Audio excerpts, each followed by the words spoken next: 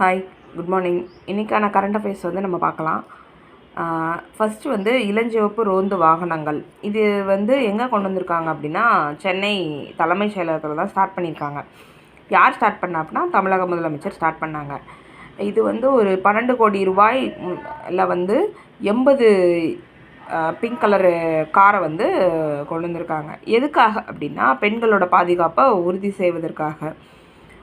இது வந்து எந்தெந்த பிளேஸ்லலாம் கொண்டு வந்திருக்காங்க அப்படின்னா, தாம்பரம், ஆவடி, சேலம், கோவை, திருப்பூர், திருச்சி, திருநெல்வேலி, மதுரை. நம்ம ஆல்ரெடி பிங்க் பஸ் பார்த்துருக்கோம், பிங்க் ஆட்டோ பார்த்துருக்கோம். இப்போ வந்து பிங்க் கார். பிங்க்குன்னு வந்துட்டாலே அது வந்து லேடிஸ்க்கு உள்ளது தான். நெக்ஸ்ட்டு பூடான். பூடான் இந்தியா வந்து ஒரு ஒப்பந்தம் போட்டிருக்காங்க, 3 ஒப்பந்தம். இப்போ வந்து 3 நாள் சுற்றுப்பயணம் வந்து போயிருக்காரு பிரதமர் அங்கே. எதுக்கெல்லாம் ஒப்பந்தம் போட்டிருக்காங்க அப்படின்னா, புதுப்பிக்கத்தக்க எரிசக்தி, சுகாதார மருந்து, மனநல மருத்துவம் அப்படிங்கிற துறையிலலாம் 3 ஒப்பந்தம் போட்டிருக்காங்க. நெக்ஸ்ட்டு பூடானுக்கு வந்து இந்தியா கடன் உதவி வழங்கியிருக்கு, ஆல்ரெடி வழங்கியிருக்கு. அது மூலமாக இப்போ வந்து ஒரு நீர்மின் நிலையம் திறந்திருக்காங்க. அதனால தான் பிரதமர் அங்கே போயிருக்காரு. இப்போது வந்து 4000 கோடி ரூபாவும் 4000 கோடி கடனும் வந்து கொடுத்துருக்காங்க. நெக்ஸ்ட்டு பூடானோட மன்னர் யார் அப்படின்னா, ஜிக்மே கேசர் நாம்கி. இப்போ இருக்கிற மன்னர் யார் அப்படின்னா, ஜிக்மே கேசர் நாம்கி. நெக்ஸ்ட்டு பூடானோட தலைநகர் எது அப்படின்னா, திம்பு.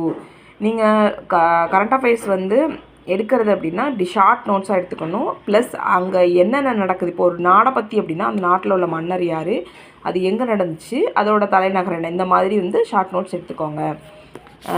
நெக்ஸ்ட்டு வந்து செவாலியே விருது வந்து தோட்டாத்தரணி அப்படிங்கிறவருக்கு கொடுத்துருக்காங்க 2025. இது எந்த நாடு கொடுக்குது அப்படின்னா, ஃப்ரான்ஸ் தான் கொடுக்குது.